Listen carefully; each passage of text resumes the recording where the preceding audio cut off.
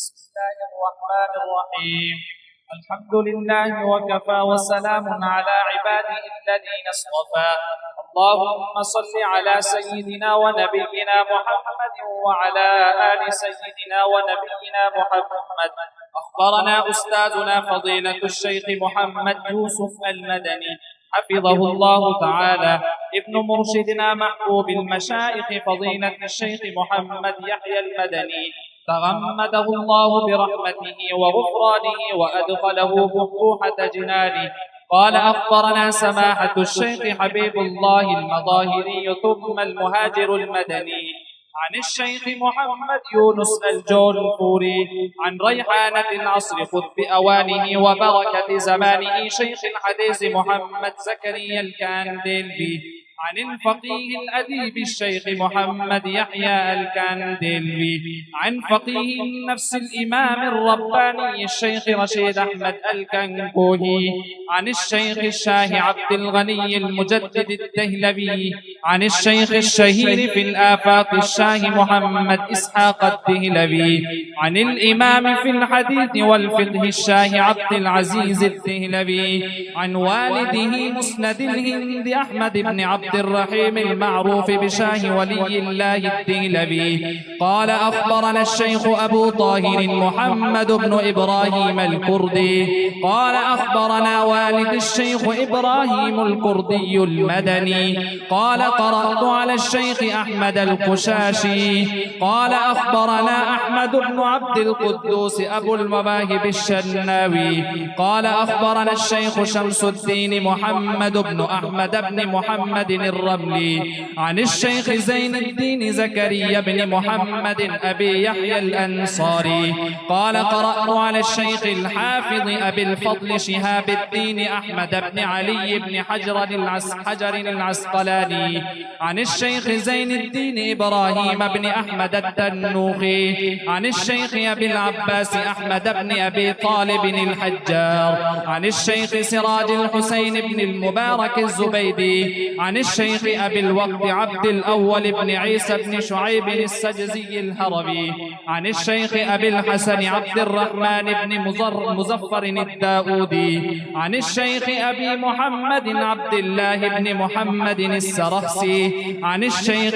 أبي عبد الله محمد بن يوسف بن مطر بن صالح بن بشر الفربري عن مؤلف الجامع الصحيح أمير المؤمنين في الحديث أبي عبد الله محمد بن إسماعيل بن إبراهيم البخاري رحمه الله تعالى وإياهم أجمعين ومتعنا بعلومهم وفيوضهم وبركاتهم آمين أنه قال باب قول الله تعالى ونضع الموازين القسط ليوم القيامة وأن أعمال بني آدم وقولهم يوزن. وقال مجاهد رحمه الله القسطاس العدل بالرومية ويقال القسط مصدر المقسط وهو العادل وأما القاسط فهو الجائر. وبالسند المتصل منا إلى أمير المؤمنين في الحديث أبي عبد الله محمد بن إسماعيل بن إبراهيم البخاري رحمه الله تعالى قال حدثنا أحمد بن إشكاب قال حدثنا محمد بن فضيل عن عمارة بن القعقاع عن أبي زرعة عن أبي هريرة رضي الله تعالى عنه وعنهم قال قال النبي صلى الله عليه وسلم كلمتان حبيبتان إلى الرحمن خفيفتان على اللسان ثقيلتان في الميزان سبحان الله وبحمده سبحان الله العظيم. الرحمن الرحيم الحمد لله رب العالمين والصلاة والسلام على سيدنا محمد الخاتم النبيين وعلى آله الطيبين وصحبه الطاهرين وعلى كل من تبعهم بإحسان إلى يوم الدين. أما بعد حضرات علماء کرام مشایخ اعظام بزرگان دین عزیز طلبہ اور حاضرین محترم آج کی اس محفل کا یہ آخری عنوان ہے یعنی صحیح بخاری کا سبب اور آپ کے سامنے ابھی ایک حدیث پڑھی گئی جو ناموں کے ایک طویل سلسلے پر، اور اس کے بعد صحیح بخاری کے آخری حصے پر، اور جناب رسول اللہ صلی اللہ علیہ وسلم کے ارشاد مبارک پر مشتمل تھا۔ حدیث پاک کی یہ سب سے مستند اور صحیح ترین کتاب ہے، اور جیسے میرے مخدوم و مکرم مشفق قائد وفاق حضرت مولانا قاری حنیف جالندھری دامت برکاتہم العالیہ نے آپ حضرات کے سامنے ابھی تفصیل کے ساتھ گفتگو فرمائی اور بہت کچھ ارشاد فرمایا، اور اس میں اخلاص کے موضوع پر ہمیں نصائح فرمائی، اور اس بات پر زور دیا کہ ہمارے ہر عمل میں اخلاص ہو۔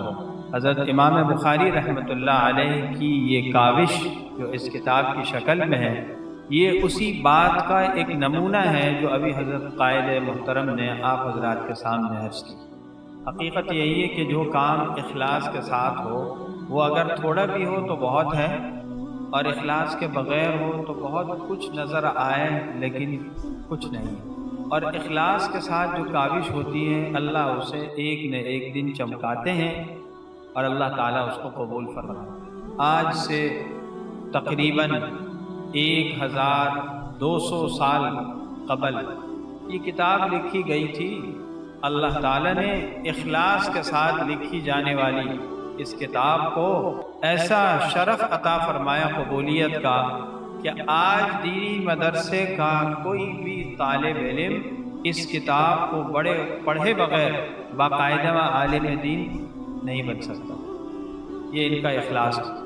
تو یہ حدیث آپ حضرات کے سامنے پڑھی گئی، چونکہ وقت بھی کافی ہو چکا ہے، اس لیے میں صرف 3-4 مختصر سے نکات آپ کے سامنے عرض کروں گا عمومی انداز میں۔ پہلی بات تو یہی ہے کہ حضرت امام بخاری رحمۃ اللہ علیہ نے ہمیں اس عنوان کے شروع میں یہ پیغام دیا ہے کہ دیکھو، سب سے اہم چیز عقیدے کی درستگی ہے۔ دین کی بنیاد عقیدے پر ہے۔ اگر عقیدہ درست ہے تو دین صحیح ہے، عقیدہ خراب ہے تو دین کی ساری عمارت ختم ہو جائے گی۔ اور ہر عقیدے پر ایمان لانا ضروری ہے، کوئی عقیدہ چھوٹا نہیں ہے۔ اعمال کا وزن یہ ایک مستقل عقیدہ ہے، اگر اس پر ایمان رکھا تب آدمی پکا مومن ہے، اور اگر اس پر ایمان نہیں لایا تو وہ گمراہ ہے، اس کا ایمان خطرے میں ہے۔ لہذا ہم میں سے ہر شخص کو چاہیے کہ عقیدے کی درستگی پر پوری توجہ رکھے، اور اس عقیدے کو کون صحیح کریں گے؟ علماء کرام۔ آج آپ کے سامنے یہ جو 99 فضلاء بیٹھے ہیں، ان پر یہی ذمہ داری ڈالی جا رہی ہے کہ وہ آگے جا کر معاشرے میں سب سے پہلا کام یہ کریں کہ لوگوں کے عقیدے کو ٹھیک کریں، لوگوں کا اللہ پر اور آخرت پر یقین مضبوط کریں، اور اعمال کے وزن اور اللہ کے سامنے جواب دہی کا احساس پیدا کریں۔ واقعہ یہ ہے کہ آج معاشرے میں جتنے مسائل ہیں، جتنی مشکلات ہیں، اس کی بنیاد یہی ہے۔ آج آپ دیکھیں کہ معاشرے کا سب سے بڑا مسئلہ کیا ہے؟ ہمارے ہاں امن نہیں ہے، ہماری معیشت میں استحکام نہیں ہے۔ اس کے پیچھے راز کیا ہے؟ راز یہ ہے کہ انفرادی اور اجتماعی سطح پر معاشرے میں امانت کا فقدان ہے، احساس ذمہ داری نہیں ہے، دوسرے کی حقوق کی ادائیگی کا کوئی احساس دلوں میں نہیں ہے، فرض شناسی کا، خلق خدا کے لیے ہمدردی رکھنے کا کوئی جذبہ دلوں میں نہیں ہے۔ اگر دل کے اندر اللہ پر یقین، آخرت پر یقین، اللہ کے سامنے جواب دہی کا احساس، اعمال کے تلنے کے موقع پر نیکیوں کے پلڑے جھک جانے کا احساس اور فکر ہو، تو پھر امانت، احساس ذمہ داری اور دوسرے کی حقوق کی ادائیگی میں کوئی چیز رکاوٹ نہیں بنے گی۔ پھر ہر آدمی دوسرے سے حق مانگنے کے بجائے اس کو اپنا حق دینے، اس کا حق دینے کی فکر کرے گا۔ ہر جگہ احساس ذمہ داری ہوگی، معاشرے سے اور ہر طبقے سے کرپشن، خیانت، چوری اور لوٹ مار کا خود بخود خاتمہ ہوگا۔ دوسرا نقطہ یہ ہے کہ ہمیں اخلاص نیت پر محنت کرنی چاہیے کہ جو کام کریں اس میں استحضار کریں، اس کام کے کرنے سے پہلے تھوڑا اس بات کا دھیان کریں کہ میں یہ کام اللہ کے لیے کر رہا ہوں۔ اگر میں نے اس کام میں، اس جلسے میں آنے میں، اس جلسے کو منعقد کرنے میں، اس سبق کو پڑھنے پڑھانے میں، یا اس طرح کی کسی بھی خیر کے کام میں اگر لوگوں کی واہ واہ، اپنی شہرت، یا لوگوں کے سامنے نمایاں ہونے، یا کسی اور دنیاوی مفاد کی نیت کی، تو میں نے اپنی محنت کی بہت تھوڑی قیمت لگائی۔ میں نے اپنی محنت کی، اپنے نیک عمل کی بہت تھوڑی قیمت لگائی۔ ہر آدمی یہ بات سوچے کہ میں جو نماز پڑھ رہا ہوں، میں جو صدقہ خیرات کر رہا ہوں، یہ ایک ایسا عمل ہے کہ اس کا اجر صرف اور صرف اللہ دے سکتے ہیں، اللہ کے علاوہ کوئی اجر نہیں دے سکتا۔ جب کسی کے اندر اس کا اجر و ثواب، اس کا بدلہ دینے کی طاقت ہی نہیں ہے، تو میں کسی سے مفت میں یہ توقع کیوں رکھوں؟ تیسری بات، آپ نے ابھی یہ حدیث مبارک سنی ہے جو نبی کریم صلی اللہ علیہ وسلم کے ایک ارشاد مبارک پر مشتمل ہے، اور وہ ارشاد کیا ہے؟ در حقیقت یہ 2 کلموں پر مشتمل ایک وظیفہ ہے۔ 2 کلموں پر مشتمل حضور صلی اللہ علیہ وسلم نے ایک وظیفہ بیان فرمایا، اور پہلے اس کا ایک نقشہ کھینچا۔ دنیا میں جب کسی چیز کی اہمیت بیان کی جاتی ہے تو اس کا ایک بیک گراؤنڈ تیار کیا جاتا ہے، پہلے سے اس کی منظر کشی کی جاتی ہے، اس کے فائدے، اس کے جو اثرات ہیں وہ دلوں میں بیدار کیے جاتے ہیں۔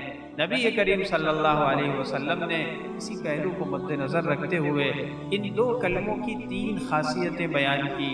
ارشاد فرمایا کہ 2 کلمے ایسے ہیں جو رحمان کو، اللہ کو محبوب بہت ہے، یعنی ان دونوں کلموں کی کثرت کرنے والا اللہ کو پسند ہے۔ اور پھر فرمایا کہ ان 2 کلموں کے پڑھنے میں کوئی مشکل نہیں ہے، قیمت تو بہت زیادہ ہے لیکن کام بہت تھوڑا ہے، اس میں کوئی مشکل نہیں ہے۔ اور پھر ارشاد فرمایا دھوکہ نہ کھانا، یہ نہ سمجھنا کہ اگر یہ پڑھنے میں بہت ہلکے ہیں، اس میں کوئی مشقت نہیں، تو یہ عمل معمولی ہے۔ ثقیلتان فی المیزان، یہ عمل ایسا ہے، یہ 2 کلمے ایسے ہیں جو میزان عمل کو، ترازو کے پلڑے کو جھکا دیں گے۔ ذہنوں کے اندر یہ سوال پیدا ہوا، حضور ہمیں یہ بتلائیے کہ وہ 2 کلمے کیا ہیں؟ نبی کریم صلی اللہ علیہ وسلم نے اس کی وضاحت خود فرما دی۔ ارشاد فرمایا سبحان اللہ و بحمدہ سبحان اللہ العظیم، سبحان اللہ و بحمدہ سبحان اللہ العظیم، سبحان اللہ و بحمدہ سبحان اللہ العظیم۔ حافظ ابن ملقن رحمۃ اللہ علیہ نے بخاری شریف کی ایک شرح التوضیح لکھی ہے 37 جلدوں میں۔ انہوں نے اس میں اس حدیث کے تحت لکھا ہے کہ اس سے یہ بات پتہ چلتی ہے کہ نوافل میں افضل ترین نوافل میں سے ایک عمل، نفلی عبادات میں افضل ترین عبادتوں میں سے ایک عبادت اللہ کی تسبیح اور اللہ کی تقدیس ہے اور اس کی تحمید ہے، یعنی اللہ کی پاکی بیان کرنا اور اس کی تعریفیں کرنا، عیوب سے، نقائص سے اس کے پاک ہونے کا اعلان کرنا۔ یہ عمل اللہ کو بہت پسند ہے، اتنا پسند ہے کہ اللہ خود اپنی تسبیح بیان کرتے ہیں، فسبحان اللہ حین تمسون وحین تصبحون، اللہ خود اپنی حمد و ثنا کرتے ہیں، فللہ الحمد رب السماوات ورب الارض رب العالمین۔ یہ عمل اللہ تعالیٰ کو بہت پسند ہے۔ اور فرمایا کہ اگر اس کے اندر ایک لفظ بڑھا دیا جائے جو 4 کلموں پر مشتمل ہے، وہ کیا ہے؟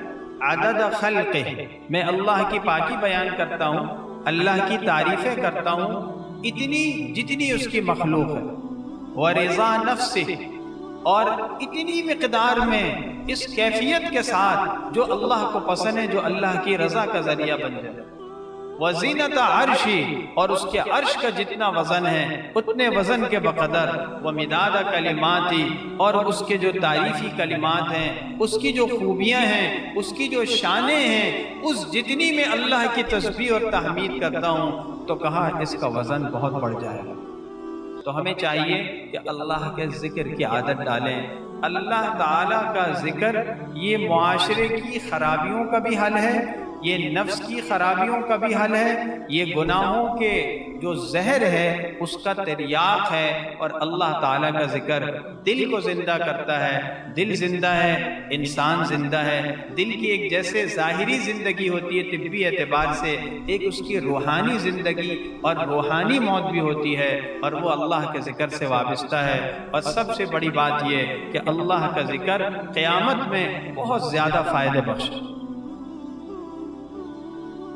حافظ ابن رجب رحمۃ اللہ علیہ نے علامہ دمیاطی کی الباقیات الصالحات کے حوالے سے نصر ابن علی کا ایک واقعہ ذکر کیا۔ فرماتے ہیں ذکر عن نصر ابن علی عن ابیہ انہ قال